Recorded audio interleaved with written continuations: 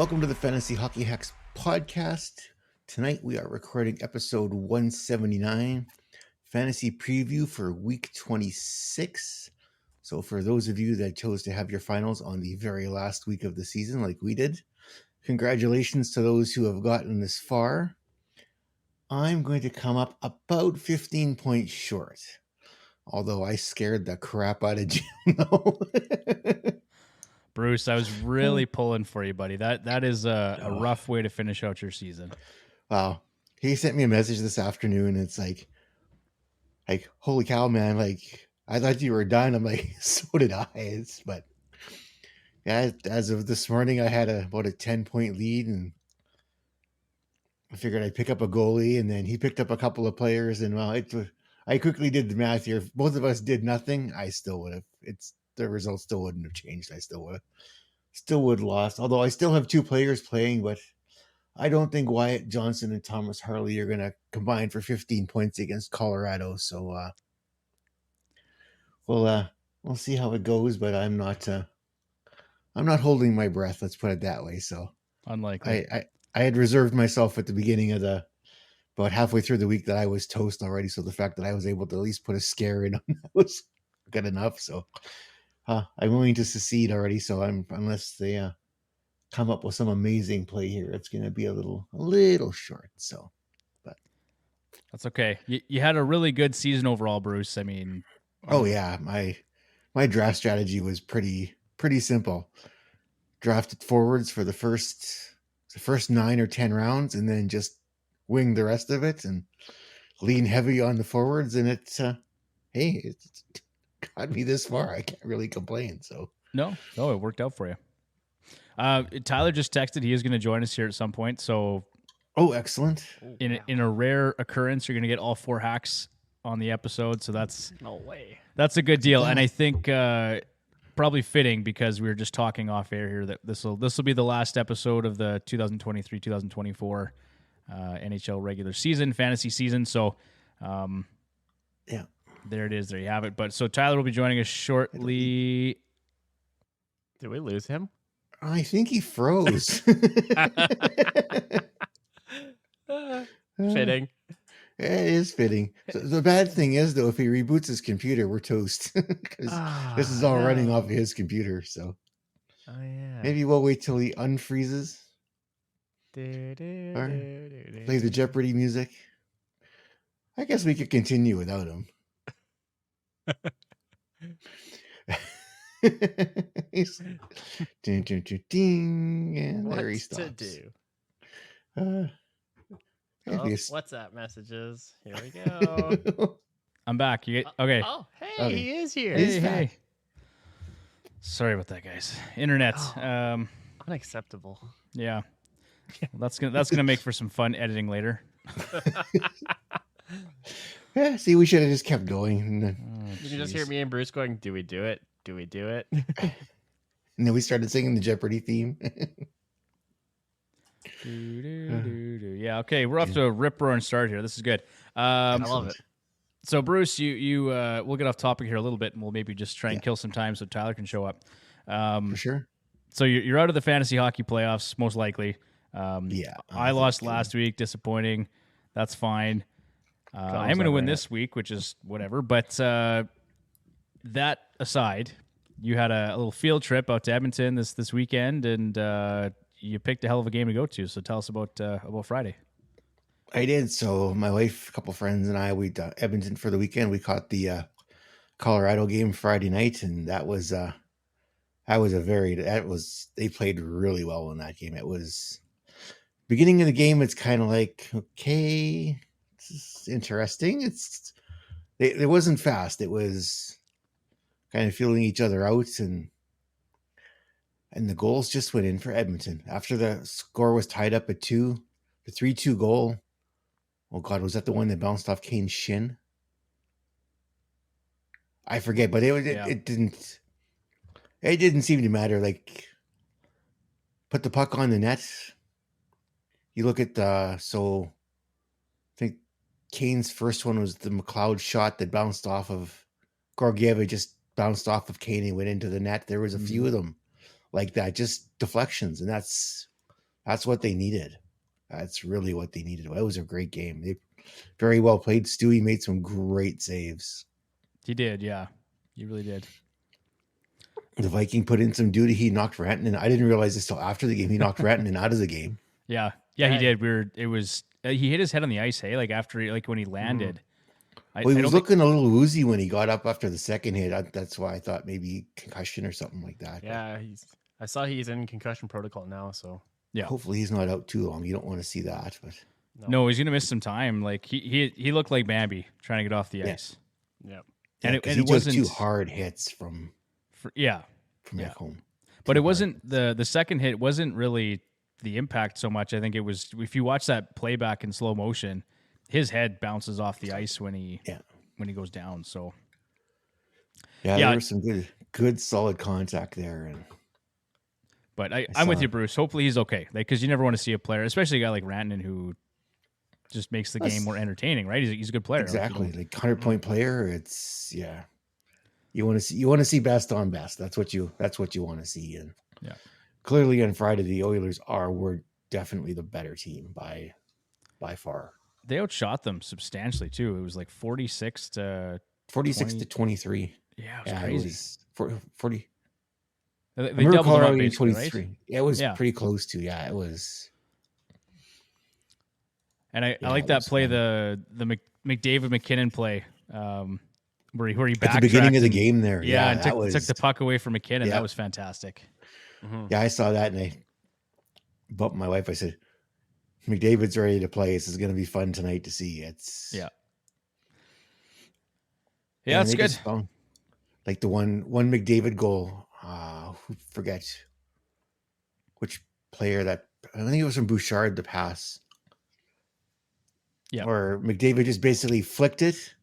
Yeah. He just kind of floated up in the air and then right past the block. All Georgiev could do was watch it because he couldn't get there. And McDavid just goes, what are you going to do, right? It's just kind of a funny play of the whole thing. Yeah. He's like, I'll take it. That worked. Oh, gotta take it, right? That's just how it went for me. It was great. But I thought that was so important for Edmonton to finally beat Colorado. It feels like they've had a really hard time beating those guys recently.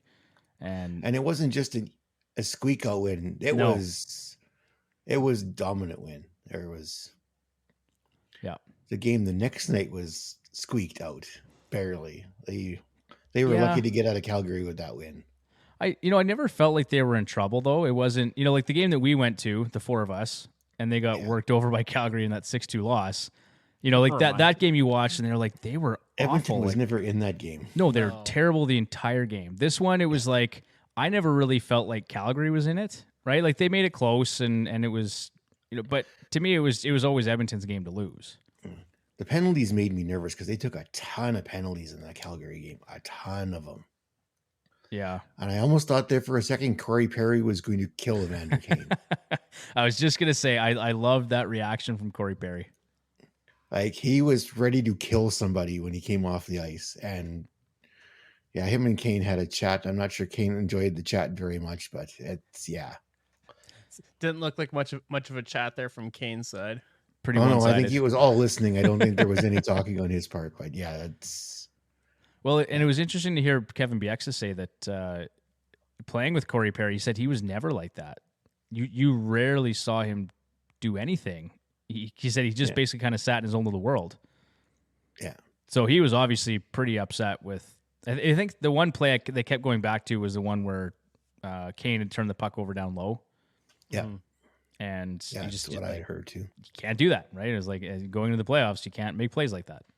No, because if you keep possession, to keep the forecheck going, right, you can get a chance out of it. And they lost possession, and they gotta go back now. And maybe you draw a penalty, right? If you keep it in the offensive zone, you keep it down low, and you're cycling the puck, there's a better chance you're gonna draw a penalty. But it was interesting. My mom and my stepdad were at that game with my sister and my brother-in-law, and my sister and brother-in-law are Flames fans. They've got season tickets, and then my mom and Milt obviously are they're Oilers fans, so they were happy for the outcome on Saturday, but. How did the experience for you, Bruce, compare? Like, we had obviously really nice seats with Tyler. How were your seats for this game on Friday? We were sitting right under a cold air vent, so it was chilly. Not ideal, but that's okay. You can see everything, obviously. No. And Tyler was there, so got to introduce my wife to Tyler and Leah, so that was fantastic. So that was nice. I was hoping he'd be there so I could introduce everybody to it, but the other two had already gone to the seats when Tyler and Leah had come down. There he is. Oh, speak of the devil. Here Look at that. Hi. Hey, buddy. He's trying to figure. Can you hear me now? We can hear you. I don't know if you're actually connected to your mic, though. I'm going to say, it sounds like you're recording in your bathroom.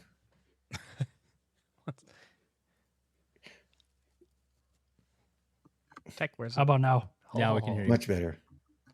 So it turns out you just got to turn this thing around. This is the second time you've done this now. Yeah. Just give me a second. Yeah. See, Devon, you and I don't have to read any of the waiver wire picks tonight. I can just speak to John and Tyler. We'll just let these guys do all the waiver wire picks. Yeah, exactly. Well, I'm gonna have to cut a lot of dead air, I think, in the editing if I really want to get serious. But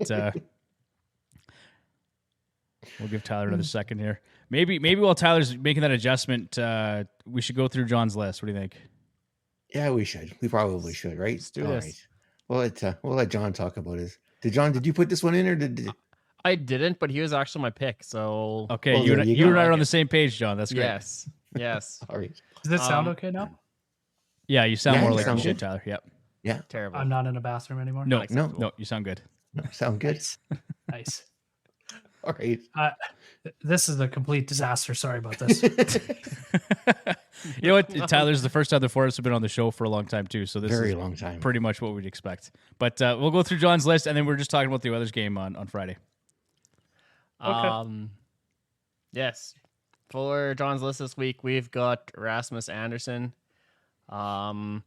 Basically, for being a knob, candidate for least likable player in the league. Absolutely. Oh, I see league history in there. Wow, that's bold. He's got to be pretty close. Yeah. I can name a few more I don't like, but well, that's the point of John's list. Exactly. But just that reaction there on Draisaitl. Like, what are you doing? What are you doing? I hate stuff like that. I wish Draisaitl would have played that better. Instead of slashing him back, I would have leaned over. It's like, is that all you got? Like, my dead grandmother swings harder than that. Like, should have just turned around and two-handed him. Do something to wind Andersson up instead of taking, because they're not going to call the first one. They're going to call the retaliation. They always do. And they always do. So you got to ask Tyler. He knows all about that. Yeah. But was Hyman ever in Markstrom's thing there for the first part of that game? The whole game. He's right in his kitchen. Oh, yeah. Markstrom was swinging stick and everything in that. And they just let it all go. It was amazing. Yeah. But I just Rasmus Andersson, man. I can't get over that guy. I've never witnessed a player in recent memory that I've just disliked so much. Just for being, I hate him. He's just I hate him. I don't know if it's his face or what, but it's just everything about that guy. He's a rat, and he's not even good at it. He is just a spot picker.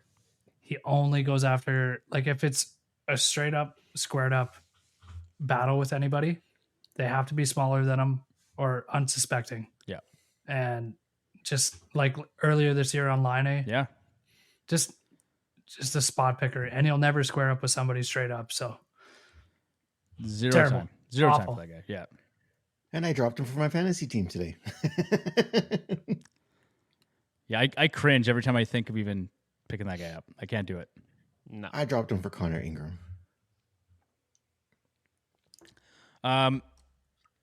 Yeah, Tyler, we were just talking about it. Just to go back to this the weekend here quickly.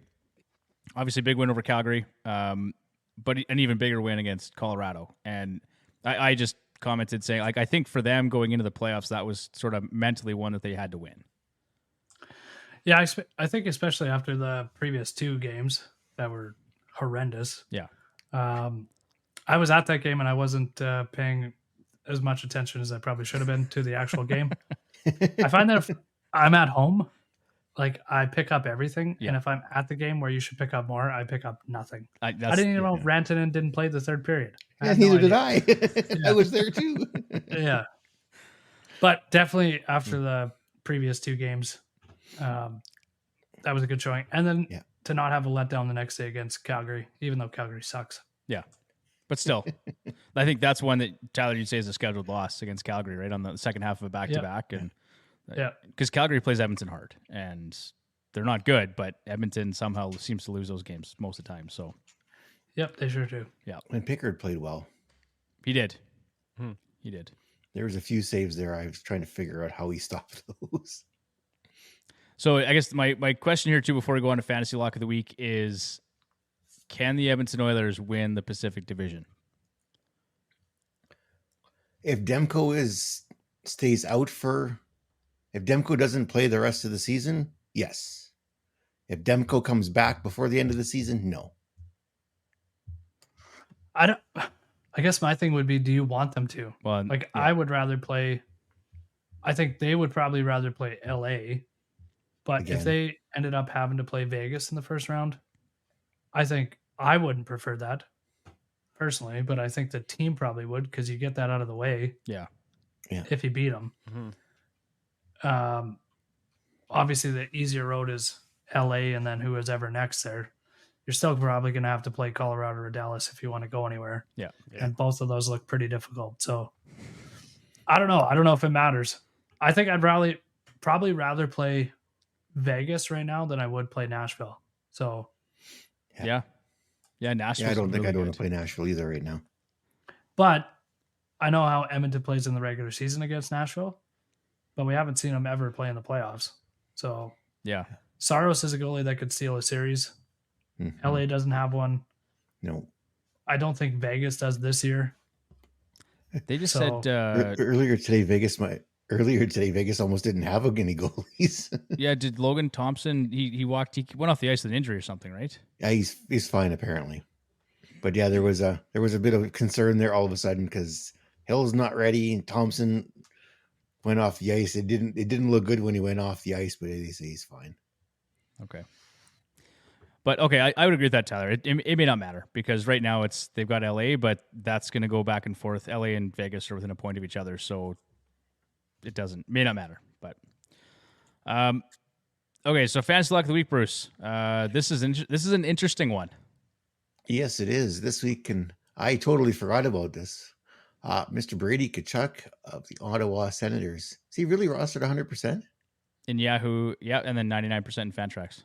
Wow. He recorded 16 hits versus the New Jersey Devils on Saturday night. 16 hits. 7 was against one player. I think it was Brendan Smith or something someone said. I think that's a record, isn't it? It is. It's a record, yeah. 16 hits. That's crazy. And in all the years Ovechkin's been around, he's never thrown a 16-hit game. No, I don't think anybody. What was the next closest? That's a great question. I bet it was probably 15, but Ovechkin was too busy taking one-timers from the top of the circle to notice. To finish hitting people. That's fair. Yeah. That's quite an accomplishment. And I think he had 7 shots on goal, too. Like, he had a big game, actually.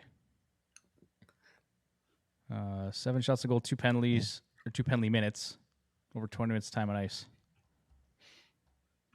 And then they beat Washington today, too. In overtime.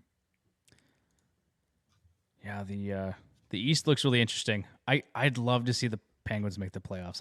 I want to see Sid in the postseason. They're going to do a bunch of nothing, but it would be good to see. I just want to see it. I don't. Bruce, I know I showed up late here, but did we talk about Bruce's almost comeback? We did talk. Yeah, we touched on it briefly. Yeah. Okay, I just wanted to check, see if we did. So Tyler, you're our last hope, buddy. You're our last hope on this podcast. I know. I was hoping that I was gonna play Bruce, but I guess I'll play Jim. It was enough to warrant. I got a message from Jim this afternoon. Well, I think he had 75 points today, and to do that on a Sunday is pretty wild. Yeah. I put up 70 some yesterday, and it's close to that today. So I've got 2 players left, but I don't think they're going to put up 15, 16 points. So not against Colorado. No. Be nice if they would, but I don't think it's going to happen. I just wanted to make sure we touched on that. Yeah. Tyler's going to make the final in our ESPN league. Yes. little known fact, Tyler has not won yet in this league. So I want to see you do it, man. You got to do it.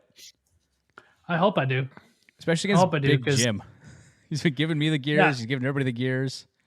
Well, and most guys didn't pay for it. So this way I don't have to take it out of my own pocket to send it to anybody. I'm hoping, my fingers are crossed, I win. Oh, man. Just don't go to Hawaii and forget to set your lineup, okay? I won't. I promise. All right. Hey, Bruce, what do you think? Should we actually get into the meat and potatoes? Probably why people are here to listen to this podcast? Yeah, we probably should get into it.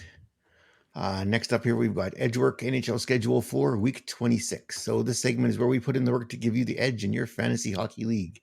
Each week, the Hawks will cover the schedule, waiver wire targets to guide you to victory. Things you need to know. So welcome to week 26.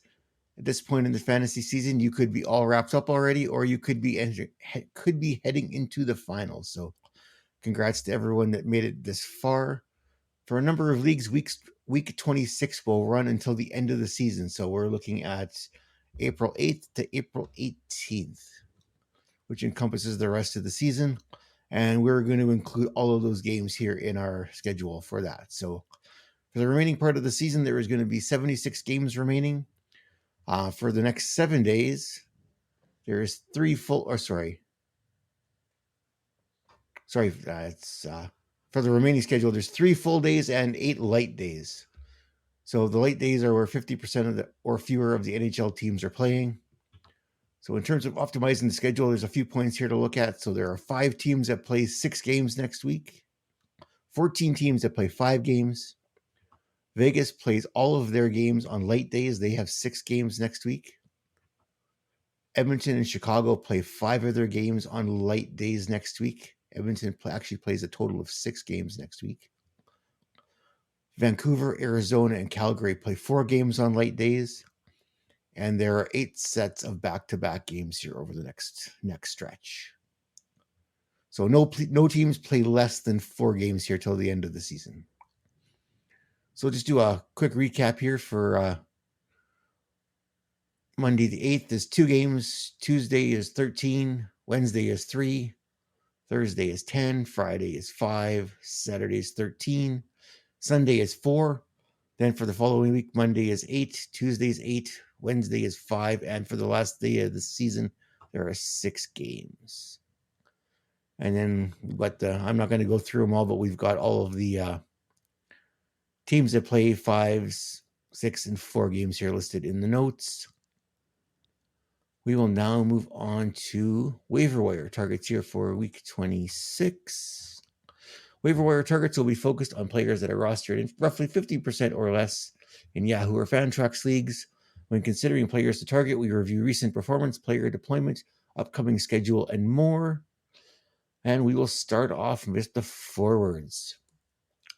So Jim actually picked this guy up today after he saw that I picked up a goalie. And he picked up Mr. Nick Bjugstad, Arizona Coyotes. He's rostered 18%, 38% in Fantrax. Arizona's got 5 games here for the rest of the season. He's got 14 points and 9 goals. 14 points, 9 goals in 14 games over the last month. Makes Mr. Bjugstad an excellent streaming option as we head into the final week of fantasy season. Top line role, over 1 hit a game. Excellent line mates. He is with Clayton Keller and Nick Schmaltz.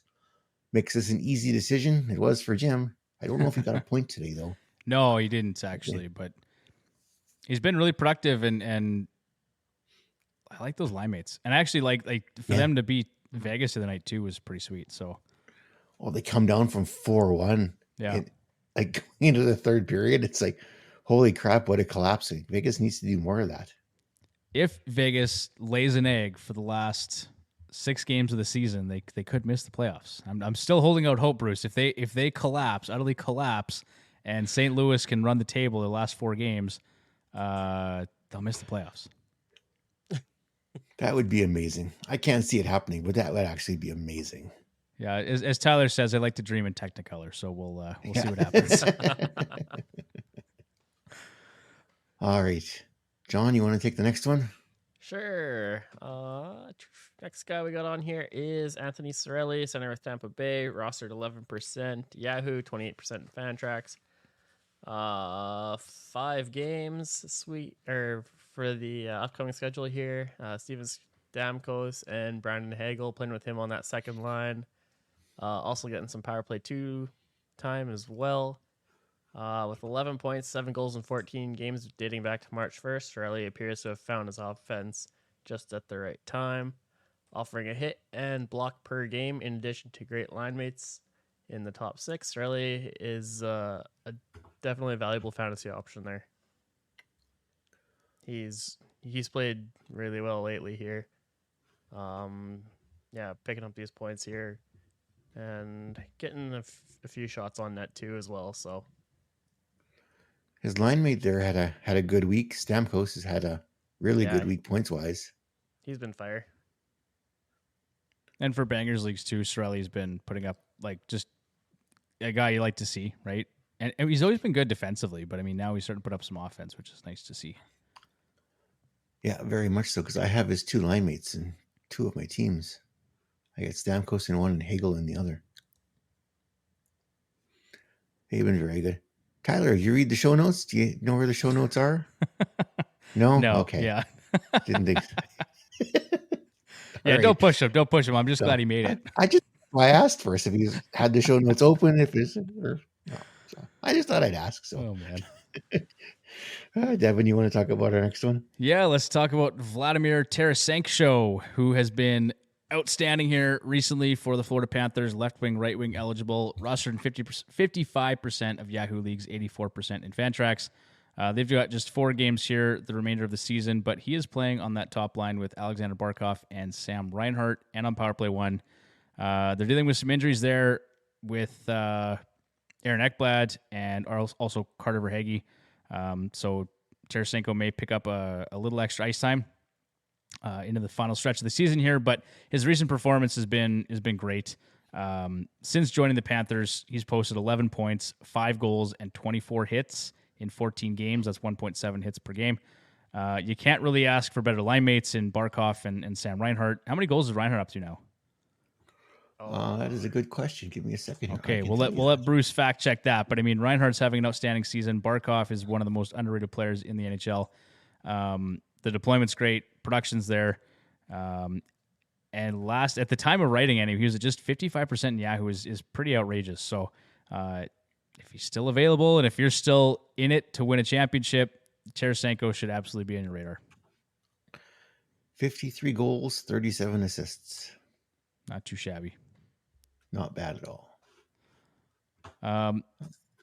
So are we just letting Tyler not talk about waiver wire targets? Or are we gonna? Yeah, okay, that's okay. He's that's. I saw him hold up his phone. I think that's probably what he's doing the entire show on. So for him to read the show notes off of that could be tough, especially if he's split screening it. Yeah.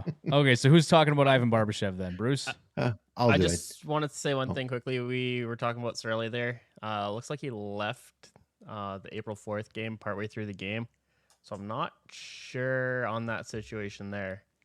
Yeah, when I was reading through this, John, it looked like he may be okay. They were hopeful that it was going to just be...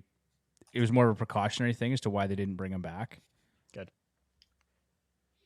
I saw the day-to-day tag too, and I wondered, but I looked and it appears as though he's going to be fine. Perfect.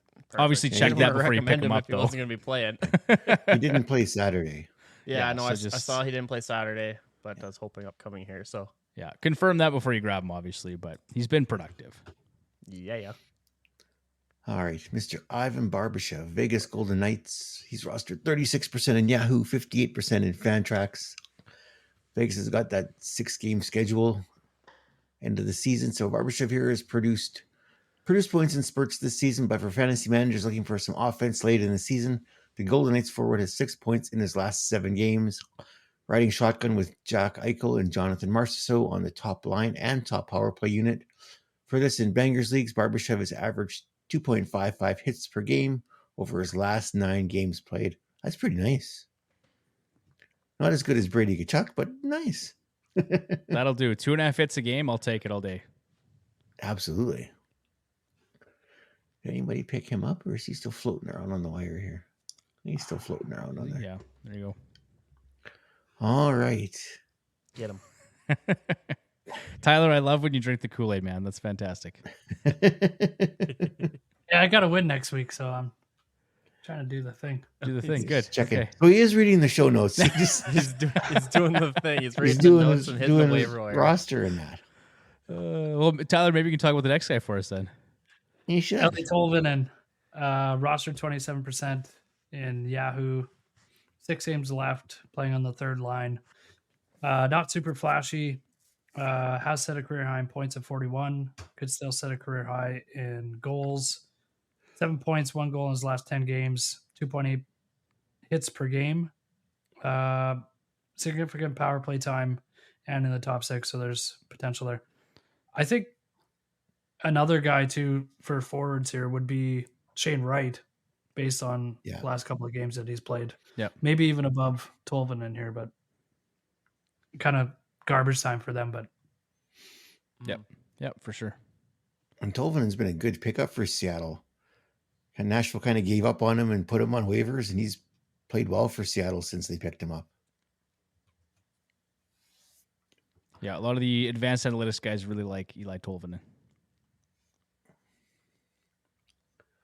All right, let us move on to defensemen. Who wants to talk about our first defenseman? Sure, why not? All right. First guy we got on here for defenseman is Ryan Pulak with the Islanders. Roster 17% Yahoo, 27% Fantrax. 5 games remaining. Playing on that second pairing with Adam Pelech and getting some power play 2 time as well. From fantasy perspective, it always felt like he has more to give, but with the arrival of Noah Dobson, the upside is certainly limited. However, Pulak is still playing big minutes and providing some category coverage. 1.71 hits a game and 2.56 blocks a game this season. And more recently, he's bringing some offense to the table as well with 5 points, 1 goal in his last 8 games. Not bad at all. And the Islanders are pushing for playoffs too here, right? So they sure are. They are, as of right now, they are in 3rd place in the Metropolitan. They're 1 point up on Red Wings and then 2 points up on the Capitals and the Penguins, who have identical records. Like literally identical records. 36, 30, and 11. Yeah, I'd rather see Pittsburgh and Washington over the Islanders and Detroit right now, but at minus 41 goal differential for Washington just sticks out like a huge sore thumb. I'd rather not see Washington. But you're only going to get a few more seasons of Sid and of Ovi, and it's like I just want to see those guys one more time in the playoffs, even if they don't do much. Just to get Sid being in. I want Sid in. Yeah, I don't for want sure. Ovi. Actually, and you know what? I do like Patrick Kane. I know you're a Patrick Kane guy, John. So if Detroit made it, like that wouldn't hurt my feelings either. But correct, I really don't care about the Islanders. Like give me Detroit, give me Pittsburgh, give me Washington. The Islanders can take a hike, but yeah. All right, let us move on to Mr. Darren Radish of the Tampa Bay Lightning. He is basically, nobody's picked him up. He's only rostered 3% in Yahoo, 20% in Fantrax. They got 5 games coming on here. So here's a name we did not expect to discuss this season was Darren Radish. He's available basically everywhere. The Bolts defenseman is playing on the top pairing next to Victor Hedman and producing offensively 31 points, 6 goals in 76 games this season. In his 21 NHL games prior to this season, Radish had just 1 goal and 2 assists. Since March 9th, the Bolts blue liner has posted an impressive 10 points, including 2 goals over his last 12 games. Over the same span, Radish has also chipped in with a hit per game, 2.67 blocks per game. That's nice. And an even 3 points on the power play. So he's probably getting power play 2 time, right? That would where he is, yeah. Sergachev would have been most likely. So that's definitely been a boost for him. That's good. Good for Tampa too. They've got someone that could slide in there and do that. Because I don't think Sergachev's going to be ready anytime soon. Although I guess won't be the first round of the playoffs, maybe the second. I just can't believe Darren Radish isn't rostered in more leagues. 3%. He's covering lots of categories. He's playing on the top pairing. Yeah. It's guys like this that's why Tampa is still good. Yes. Like guys that should not be anything, but they just are able to slot them in spots that they can play. Mm-hmm. Yeah. Surprising. Look at what Dumba, right? Dumba, Duclair, they just kind of slide. Asamont. Yeah. Guys like that just are nobodies that just find a spot. Do you know when he's healthy? Fit in. Yeah. All right. You two going to fight over next one? Devon, Tyler? Tyler, if you want it, you take it, man. But this is basically just a love letter to the Viking. Ekholm. Roster 75%. 6 games left, playing with Bouchard. The last 15 games, I know we have written down here 12 games. He's an offensive defenseman, which is insane given the fact that he's plus 70 something since he joined the team. 17 points in the last 12, 6 goals, plus 13, 37 shots on goal. It's just over 3 a game, 20 hits, 15 blocks, and just under 22 minutes of ice time per night. Probably not available at 75%. But if he is, which he's not in our league right now, but if he is, pick him up. We just had to mention him, right? It's like and you forgot to mention Destroyer of Worlds as he crushed Rantanen, but it's great. Yeah. It's great. Yeah. 2 perfectly clean hits too. Yeah. No, absolutely love Matthias Ekholm. The only thing I can critique Ekholm, I just wish he was 2 or 3 years younger. I wish we got him 2 or 3 seasons ago. Doesn't matter. He's still phenomenal. Just keep doing what you're doing. I bet you he's still going to be able to play for another 2 seasons beyond his current contract at a high level too. Yeah. I saw something today that was interesting. Someone said that Vinny Desharnais is now actually playing more time against elites than Darnell Nurse and Cody Ceci. I personally don't like it, but that's good. To me, that's concerning. Maybe it's a good thing for Desharnais. I don't know if he can do it and keep his head above water, but that's fine in the regular season. You watch in the playoffs, and we're going to talk about it again, that he just doesn't have the foot speed to get there. Yeah. Fine, Tyler. Crush my dreams. For him right now. Yeah, exactly. Yay. So before we get into goaltenders, a scoreboard update. Jim and I are now tied at 317. He has hit 317.7. I'm at 317.1. Oh. I have 2 players left, and they're about to enter the third period. I think Jim is done. No, he's still got Nichushkin. He's still second intermission. He got Nichushkin? Yeah, he's got Nichushkin. So coming down to the wire here. I didn't think my team was gonna crawl back into it, but yeah. You were down 15 points, Bruce. Jim. How does that happen? Thomas Harley. Oh man. Yeah, Harley's got 3 assists, and where's my other guy here? Wyatt Johnson's got 2. So yeah, that's I didn't think they were gonna pull themselves back into that. Oh so man. You just know Jim is shitting himself right now. Absolutely. This is probably the highest scoring week we've had too. Yeah, both guys. For 2 people. Yeah. Easy. That's just nuts. It's going to go right down. Literally, it's going to go right down to the end of the game. We're pulling for you, Bruce. I want to see an all hacks final. I want to see Bruce and Tyler duke it out in the final. Give it to me. Me too. That'd be sweet. That'd be sweet. Oh man. Oh, because all of Harley's points are on the power play. That's why. That's why that total jumped up so quick. Nice. Harley's got 11 points today, and Johnson's got 6.9. Too bad neither of them aren't much for category coverage. I have to go with points. Anywho. All right, Bruce, focus. Goaltenders. That's where we're sitting. So goaltenders. All right. Who wants to talk about the tallest goaltender in the NHL? I can cover this one, Bruce. I'm not, to be honest, this Ivan Fedotov thing at 6 foot a million, whatever he is. 6'8". 6'8". Yeah, tallest goaltender playing in the NHL. That's great. That's a nice story. He's 5% rostered in Yahoo, 17% in Fantrax. The Flyers have got 4 games left. They are flailing around. Kind of just like an epic collapse from them, hey, towards the end of the season here. Yeah. But the only reason I really suggested Fedotov is that Samuel Ersson has just 1 win in his last 7 appearances. He's posted some really ugly numbers. Fedotov played well in his first appearance, allowing 2 goals on 21 shots. And then he had a really rough outing against the Sabres. He had like a 700-something save percentage. The thought here is just that he's going to give you more starts than Ersson's going to towards the end of the season, his last 4 games. Somehow they're out of a playoff spot, but they're going to keep pushing, right? So if you're desperate, if you're in a deep league, I think Fedotov makes some sense. But there's probably some better options out there, which we're going to talk about here shortly. For sure. And Johnny would like to tell you all about him. Next guy I got on here is the good old Pittsburgh Penguins, Alex Nedeljkovic, roster 22% Yahoo, 28% Fantrax.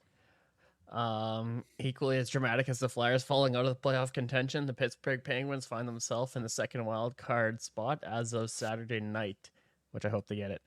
That final spot is still up for grabs as Washington and Detroit both have a game in hand, but you can bet Sid and the boys will be playing their best hockey to wrap the season. As for Alex Nedeljkovic, if I can ever say his name correctly, he has assumed the starting role in net for the Pens, having started 8 consecutive games and winning 6 of them since March 24th. He's posted a 6-0-2 record with a .252 goals against average and a .918 save percentage, with a 3.42 goals saved above expected. Pittsburgh's schedule to finish the season is a tough one, though, with matchups against Toronto, Detroit, Boston, Nashville, and the Islanders. I think it lines up perfect for Pittsburgh that they're going to play those tough teams that have already, like, other than Nashville and I guess Detroit, locked down playoff spots and position, really. Mm-hmm. So they're not hungry for anything. And Nedeljkovic has done this before. He did it with Carolina. He can do this stuff in like a 10 to 20 game segment where he's Vezina winner in that short segment. Yeah. And that's exactly what they need to get in. And it could be interesting too, Tyler, because we've seen this before where teams that are basically playing playoff hockey for the last month of the season, they come in and those are the teams that generally will upset whoever they play. Kind of like Columbus did against Tampa. But you see it lots where, I mean, would it surprise you if Pittsburgh all of a sudden was an underdog and there's no pressure? The pressure's off, right? If they make the playoffs, I mean, they're playing loose hockey. Well, and they still have, like, they're not the best team that's going to be in, but they still have guys that have won 3 cups. Yeah. And a core of those guys. So in a playoff series, they could still actually do something. I don't think they're gonna, but they could. It's possible. I just want to see crap out of somebody. Yeah. All right. Some alsos we've got here. Alex Lyon from the Detroit Red Wings. So Lyon has started the last 5 of the past 6 games for Detroit. 3 of them with a save percentage of .944 or better. Another one here is Semyon Varlamov. He's the guy that got me back into this yesterday with a beautiful shutout they posted against. I can't remember who it was though, but 41 save shutout, Bruce. I know. I saw that today, and then I watched Jesper Wallstead do that to me today. Jim had picked him up, and I'm like, oh dear God, I should have picked up Wallstead. So here's the thing: if I would have picked up Wallstead instead of Ingram, I'd actually be 4 points up right now. You should have been smarter, Bruce. You should have been smarter. Well, because that was my conundrum. Wallstrom or Ingram. Remember Wallstrom's last game against Dallas, and it was ugly. Yeah. But it's Chicago, and it's like, okay, I'm thinking Arizona should be able to handle San Jose, and they did. But I didn't expect that shutout from Wallstead. Otherwise, I would have picked him up. You're still in it though, so it may not matter, right? We're still in it. We're 0.6 out, and I think we're about to start the third period. So, but Varlamov, going back to him quick, he's been good. So 4-1-0 record, 220 goals against average, and a .938 save percentage. And it wouldn't like wouldn't surprise me if he continues to start a few more games over Sorokin, just going into the playoffs here. Yeah, no, that would make a lot of sense. There's doing some reading in there. Everyone kind of seems to think the same thing, that they may lean more towards Varlamov here, headed down the last week of the season here. Posting numbers like that anyway. Absolutely. And who have they got? Islanders. Who are they playing here all next? Where is my schedule?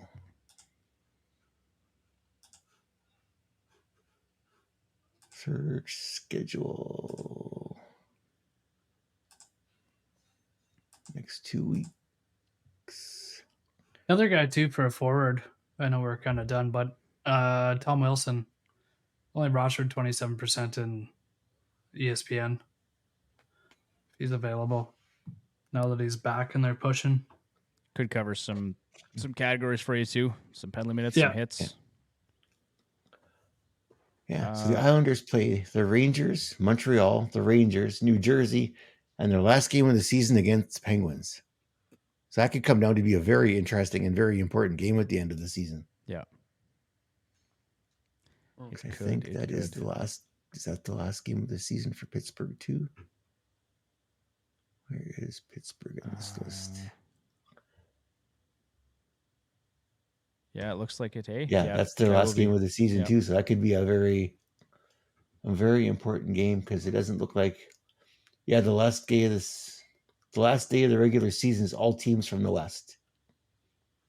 So that could be very, very important.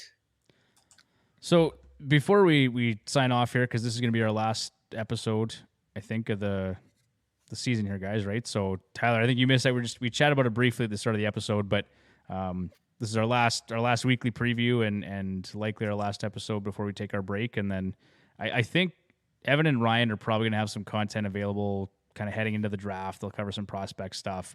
But we'll take our break, and then, kind of in January or July. January. We're taking half the season off. Let it be noted I am drinking a scotch here, and I'm absolutely destroyed. I've been running around with kids for the last 2 days. But anyway, July, mid-July, we'll come back. We'll do our stuff. But do we want to just really quickly, who does everybody like to win the cup this year? If you had to pick right now, who's your pick? Give me one team. Who do you like? Carolina. You like Carolina? Yeah. I liked what they did at the trade deadline, Bruce. I really liked what they did. I do too. Dallas. Ooh. That was my other pick. That would be my other one. Not just because Edmonton just got their ass kicked, but the makeup of that team, like older veterans that have won, young guys that are slotted in the right spots that play fast. Yeah. A goalie that could steal multiple series if he wanted to. Mobile defenseman that can move the puck. Hakanpää comes back like they're still a physical D. They're big, fast. That'd probably be mine. And they are up 5-3 on the Avalanche going into the third period. Yeah. I can't argue with that Colorado. One. Dallas is an absolute wagon, and it would not surprise me at all to see them win a cup this year. I don't think enough people have talked about him either. No. Agreed. No, I would agree too. I kind of like Florida. I like Dallas. If I'm picking one, I would probably tend to agree with you, Tyler. I'd say Dallas. If I'm being a complete homer, I'll say Edmonton. But I do think I could see like a Dallas Florida Cup final. Florida's been really good. Yeah, I just don't think that you can play that type of hockey all season and in the playoffs. I think they kind of started that later in the season last year when they kind of started to catch back up. Yeah. To get into the playoffs to go to the finals. I just don't think that you can do it for an entire season and into the playoffs. That's fair point. Yeah. Yeah. And the difference is they're playing. Last year they were playing with house money. They weren't expected to be there. This year the expectation is they're supposed to go deep because of where they finish. So here's something interesting, guys. So the teams you mentioned, Bruce, you said Carolina. Yeah. Tyler, you said Dallas. I mentioned Florida. I just went and looked at their goal differential. It's Dallas first in the league at plus 60, Carolina second at plus 58, and Florida tied for second at plus 58. And then Edmonton's fourth at plus 56.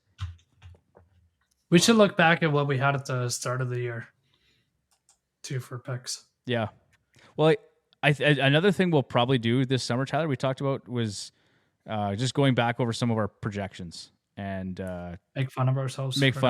Yeah. Sounds good. There's going to be a couple. I will say, I think we were pretty close on Connor McDavid. A lot of people were expecting him to maybe push a bit higher, and we kind of said, no, he'll probably take a bit of a step back this year. And he did have an injury at the start of the year. But the other thing here, guys, are we not talking enough maybe about the New York Rangers, who have 110 points and lead the entire league? I was looking at that too, but I was like, I don't know. I don't think so. I think they play a round or two, but they're still not quite there, I don't think, compared to the other top teams. Yeah. I like your Dallas pick. I like Florida though as another option, and the optimist in me wants to believe the Oilers can do it this year. I can't see it, but they just don't have the depth compared to other teams. I know. They just don't have that. The D doesn't line up to the other top 4 teams. I mean, their offense would be better than anybody else's. Like Draisaitl and McDavid against anybody is better. Yeah. But when you have a third line that has 30 goals, a 30-goal scorer, like Wyatt Johnson, yeah, and 2 other guys that still are really good. I mean, we could have had Wyatt and Johnson. They play fast. For the and record. they play, no, we don't need to do that. Yeah, but they play fast. The whole team plays fast. Yeah, they forecheck fast.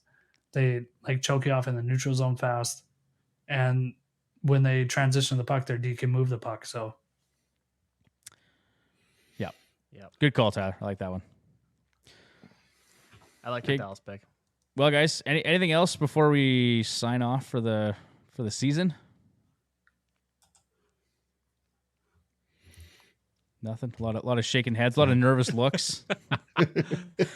Well, you know what? I mentioned this a couple weeks ago, but we didn't have the whole crew here, the whole Hacks team. So I want to give a special thank you again to Bruce and Tyler. The two of you really picked the slack up when John was buried in work and I was buried in work and I was traveling and all the rest of it. You guys really stepped up and helped us out and did a really good job hosting the show. So much appreciated. And then I guess I just want to say thanks to our listeners and thanks to Evan and Ryan too for jumping in and joining the Hacks. Definitely. And we're looking forward to seeing more Dynasty content from them. Yeah, thanks, Evan.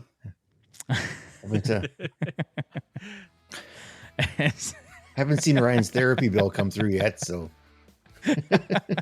jeez. Oh, Ryan's gonna love that. That was fantastic. Yeah, no, it's been a fun season. It's been a good time. I was glad the 4 of us were able to get together and see a game and have some fun that weekend too. And that was great. That was great. We'll do some more good stuff like that. So anyway, I'm rambling. We're just under an hour here now. So with that, guys, I guess we'll sign off for the season. It's been a lot of fun. Thanks for the support, and we'll see you probably in July, not January. See you at the parade. Yeah, there we go. I'm waiting for it, John. Say the line, buddy. Bye, Felicia. Take care, folks. Good night.